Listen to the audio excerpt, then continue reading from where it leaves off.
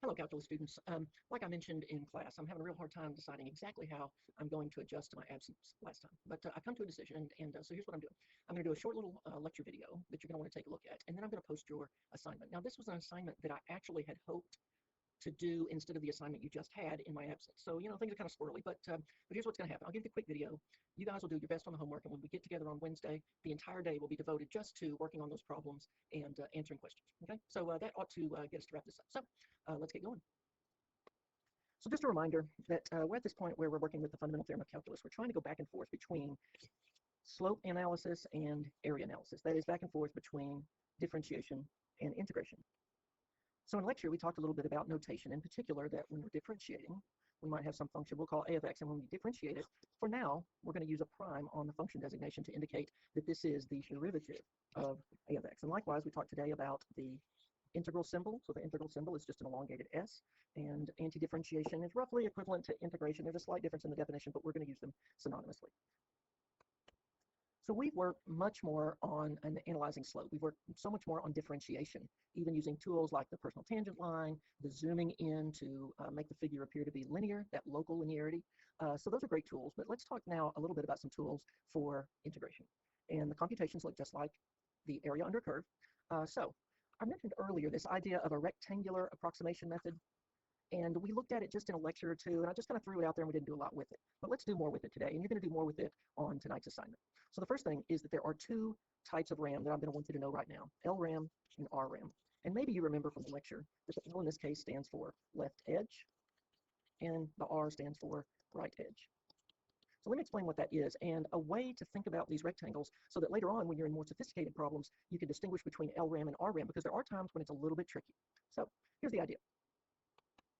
So as you've done in some other assignments, I want you to think about building rectangles and determining the area of those rectangles and using the sum of the area of those rectangles to represent the area under the entire curve.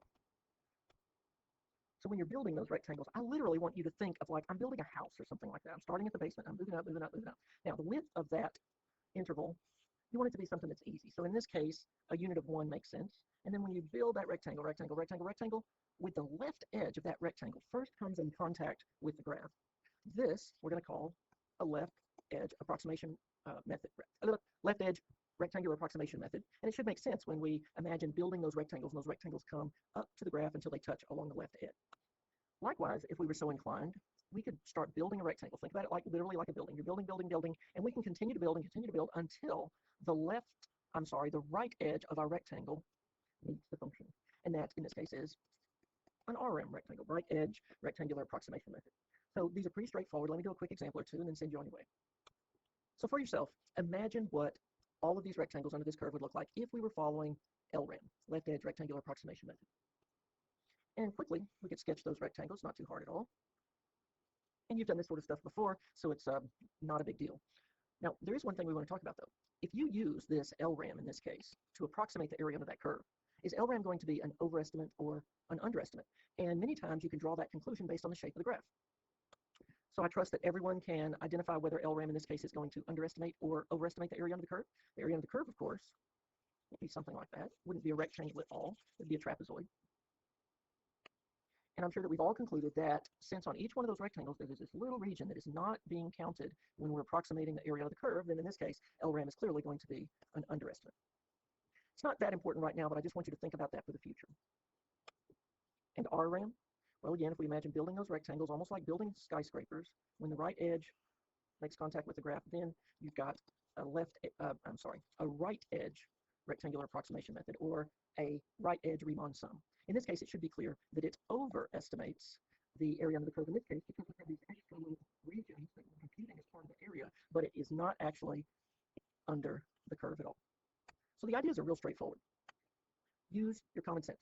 You guys may not realize it, but you have a lot of built-in math intuition. All those algebra rules you've been using forever, all those geometry rules, they will actually serve you quite well. And so follow your gut instinct. 90% of the time in calculus, it's going to be right. So here's a simple graph. It's just a parabola opening downward.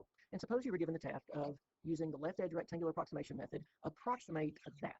So if you think back to today's lecture, this would represent the integral of f of x evaluated from 0 to 4. So that means that we are going to be trying to compute the area between the curve and the x-axis on that interval 0, 4. Except in this case, rather than using this odd shape that I drew there, we're going to use left edge rectangles. So one of the great things about math in general is that once you know the principles apply over and over and over. So once you have this principle of the left edge rectangular approximation method, bam, it's pretty straightforward. So now you could compute the areas of each one of these rectangles and sum them to approximate the integral of f of x on the interval 0, 4. So if we imagine computing the area of that first rectangle, we'd need to multiply the height times the width. We know that the width in this case is 1. We can read that right off the x-axis of the graph. And now we have to determine the height. Well, the height in this case is going to be f of 0. That is, it's going to be the value of the function when x is equal to 0, and that's because that's the location where the rectangle intersects the graph. And what is f of 0? Well, it's 25. So 25 plus 1 gives us an area of 25. We're not going to worry about units at the moment. Similarly, for the next rectangle, we're going to compute f of 1 times the width, in this case 1, which is 24. For the next rectangle, the height of the rectangle is the value of the function evaluated when x is equal to 2, or f of 2, which is 21. Similarly, for the fourth and final rectangle that we're using to approximate the area under the curve, in this case, f of 3 is going to be 16 times 1 is 16. And now if you sum those values up, you'll approximate the area under the curve, or you'll be approximating the integral of f of x on the interval 0, 4. And when we sum those areas, we get 86. Now again, we're going to not pay attention to units at the moment. All we're worried about here are the nuts and bolts of computing LRAM. So it shouldn't be too much of a stretch to imagine RRAM. So we're still going to have 4 rectangles whose areas we'll be adding. But in this case, if you look at the graph, you recognize immediately, oh my goodness, this is going to be an underestimate. Now remember before, when we computed using the LRAM, we estimated the area under the curve to be 86. We'd certainly expect something quite a bit lower here. So let's see. And when we sum those areas, we end up with an estimate of 70. So clearly, quite a bit different than the LRAM, and perfectly expected when you consider the shape of the graph. Now, underestimate, overestimate's not that big of a deal right now. I just want you to recognize what LRAM and RRAM are. And one of the reasons for that is so that we can all agree to a specific type of computation for these, and when we do, then we'll all have the same answer so that we can compare our answers. Now later, whenever we get into integration, we'll be looking at LRAM, RRAM, MRAM, TRAM. There are several options. Okay? While we're here, let me also make a point about accuracy. We all agree that this RRAM is going to underestimate the area under the curve. But what if we did this? What if we change the interval width for each of those rectangles? Well, we see if we did that, we could still compute the area of the rectangle, and we can see that the estimate would be much better, although still an underestimate better. Now, we're not going to worry too much about this right now, but calculus is all about making those rectangles infinitely narrow. That is, they have 0 width, yet we still compute their area. It'll be fun when we get there. Now, there's a flip side, too. Is there some way that we could do the rectangular approximation method that would be even a worse estimate? Sure. What if you made the rectangles 2 units wide? It's clear then that there's a much more unaccounted for area, much less accurate. Okay, but these are just the ideas. That's all I want you to know is the idea. But let me again make the point. Choose intervals that are easy. It's an approximation, so don't get uptight about the actual values. And why is this interval easy? Well, the width of each one of those rectangles is 1. The easiest math to do is with 1. So one of the reasons that I decided to go the pathway that we're going, despite having missed last class lecture, is that I want you to start looking at other contextual situations, because we're going to be leaving the nuts and bolts of differentiation and integration for a while. And we're going to go do some hypothetical stuff and some theory stuff, but I want you to have at least seen different contexts. The whole world is not just motion. So let's say, for example, you had a situation like this, and suppose this has units that represent a scenario where maybe you have a chemical reaction occurring and you are looking at one of the products and you're seeing how much of the product is produced each minute, for example. Well, what might that look like? So imagine, if you will, you have a chemical reaction occurring. You're able to compute the mass of compound being produced. In this case, I'm just choosing potassium hydroxide. And this curve represents the amount of potassium hydroxide produced in each minute of the reaction. So what would you be computing if you did compute the area under the curve? Well, we know that this idea of the area, the integral, is a summation, but it's a summation generally of the quantity over there on the y-axis. If we think about it, when we're integrating the function, what is the function? Well, the function is almost always whatever is represented on the y-axis. So if we think about this as a summation, then what are we summing? Well, if we're summing the amount of potassium hydroxide produced during each one of those minutes, when we add them up, that's going to be the total calcium hydroxide produced. So in general, whenever you do an integral, you're integrating f of x. F of x is whatever is represented over on the y-axis, and literally you can put the integral is equal to the total f of x. Now this is conceptual. You'll never actually write that, but now think about it conceptually. Total f of x. What is f of x? The mass of calcium hydroxide. And in this case, we have to also consider what are the limits of integration telling us. Well, we're integrating from 0 to 5. That means that's the total amount of potassium hydroxide produced on that interval 0, 5. And what is that? That's from 0 minutes to 5 minutes. So another way of saying this would be, it's the total amount of potassium hydroxide produced in 5 minutes. So let's do the computations. We compute the area of each one of those rectangles. Now, we're not actually computing area, but we know it looks like an area computation. So if I've done my math right, 95 grams of potassium hydroxide are produced in that 5 minutes of reaction. Kind of cool, isn't it?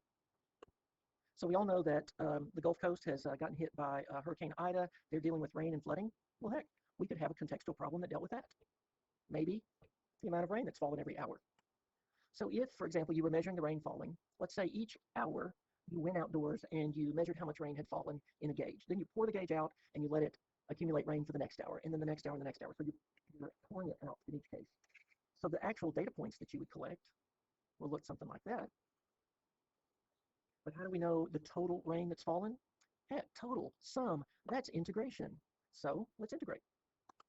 So take a moment on your own, stop the video, and make sure that you can think out, what would that integral look like? I'm going to use RRAM in this case because we used LRAM the last time.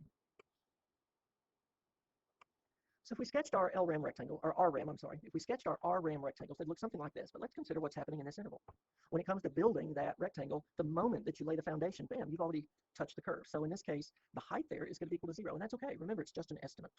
But we can go ahead and compute the areas, add the areas up, and it's going to give us an approximation of the total amount of rain which fell between time 0 and 5 hours. So we compute the areas of each one of the rectangles, reminding ourselves that we're not really computing an area. And when we add the areas of all of the rectangles, we get the integral of f of x from 0 to 5 is 70. That means that 70 inches of rain is the total amount of rain on that interval 0, 5. Now, thank goodness they're not getting anything even close to 70 inches, but you guys get the idea. So all the problems are the same. Just like you've seen with slope, there's this consistent method. The same is true when you're integrating with these Riemann sums. It's a consistent method, and the interpretation is going to be similar every time. What does an integral do? It accumulates. It sums. What does it sum?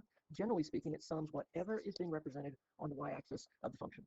So that should give you enough that you can start the next assignment, an assignment that looks like this. You may have noticed that, not on my absence day, but before, you had FTC differentiation and integration number 1, and this is where I had originally hoped for us to go on the day that I was absent. So we're going to pick it up anyway. I think you guys can put it together. You guys are smart and capable. Trust your instinct and just follow slope, rate, area, summation.